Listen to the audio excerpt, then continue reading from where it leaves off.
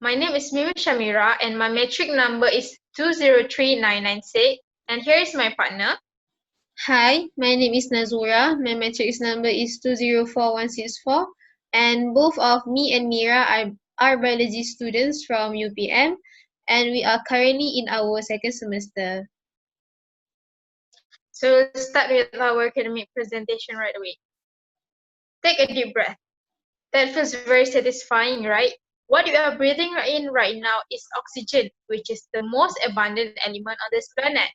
The Earth's atmosphere itself consists of 21% of oxygen by volume, and some of 65% of human body is made up of oxygen as well.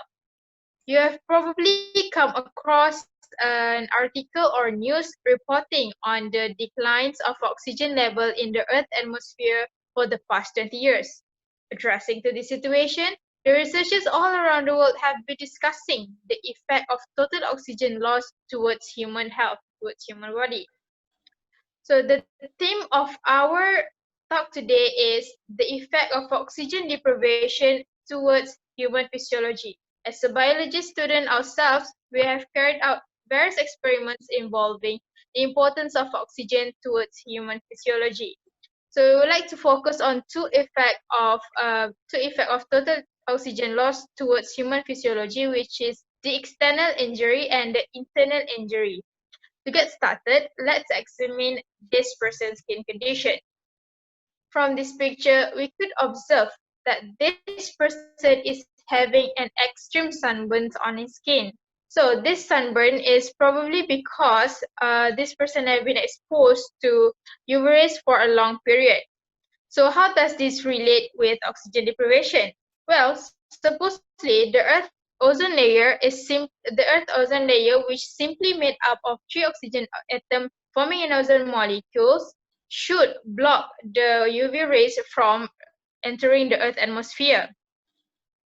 However, in this case, the UV rays manage to enter the Earth atmosphere due to lack of oxygen as the ozone layer to absorb the UV rays. On that account, harmful UV rays can be unfiltered, then able to penetrate organism protective layer such as skin, causing extreme sunburns, thus damaging the DNA molecules in humans. Consequently, the skin cell will be damaged and mutation would occur, leading to skin cancer such as basal cells or carcinoma. The effect of second external injury is total damage of human ears. So the pressure within the ears usually is the same pressure with the atmosphere. So loss of oxygen in the atmosphere could result in explosion of our inner ear. Remember, I've said that the Earth atmosphere consists of 31% of oxygen by volume. So if we lose the total oxygen in the atmosphere, it could result in the total loss of air pressure. Significantly, the pressure of Earth atmosphere will be much higher compared to the air pressure within our ears. This is equivalent to diving down 2,000 meters below sea level without any protective equipment, in which you can experience some serious hearing loss. For instance, people usually experience this changing air pressure in a rapidly ascending or descending aircraft, in which they can feel the popping sensation in their ears. Hence, without oxygen, there will be a lot of physical damage to us. To talk about our next points, we have Nazura. Okay, so thank you, Mira, for the explanation on external injuries that we'll face. So, Mira have explained that humans will face external injury when in an oxygen-deprived condition. But we must also remember that humans will also face internal injury when the body is not receiving enough oxygen. Okay, let us see this slide that we have already presented to you. It said that oxygen is crucial for cellular respiration, and yes, it is. You may ask, what is defined by cellular respiration?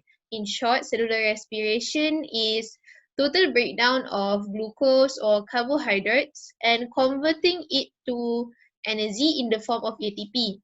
And all those energy is very useful to us as we use it for our daily life and daily activities such as digestion, skeletal movement, respiration, and many more. As you can see from the diagram, as we inhale oxygen from our nostrils, the oxygen will travel into our lung and then into our red blood cell, and the red blood cell will carry oxygen throughout our body into tissue cells that are requiring oxygen. So, what are the injuries that will be faced by us when in an oxygen-deprived condition?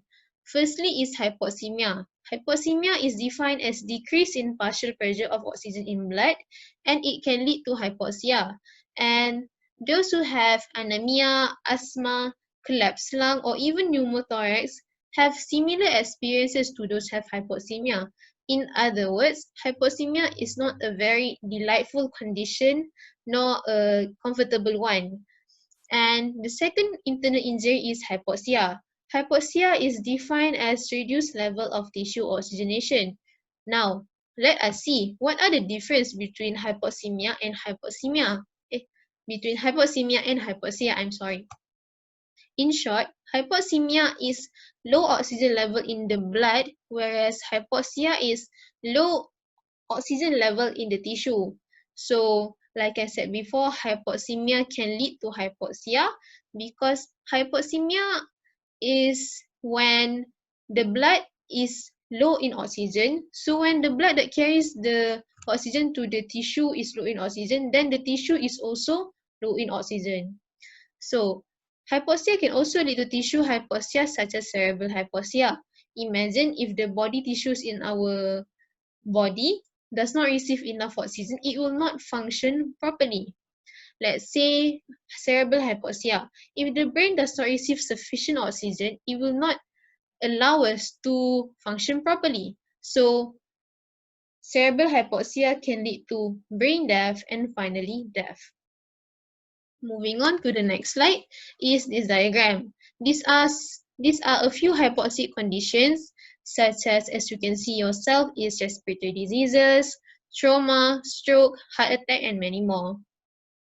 So, lastly, as we came to our conclusion, what can we learn from our presentation today? As we already understand, oxygen is very important in our daily life and if not, very crucial to us humans and other aerobic organisms. Mira have explained that without oxygen, we will face severe, if not harmful external injuries such as extreme sunburns due to thinning of ozone layer and also total ear damage.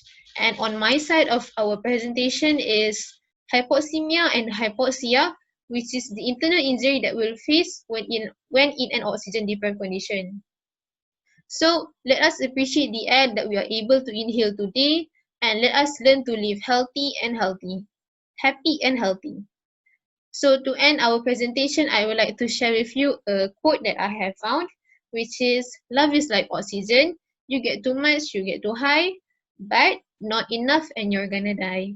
So that is all for our presentation. Thank you for listening.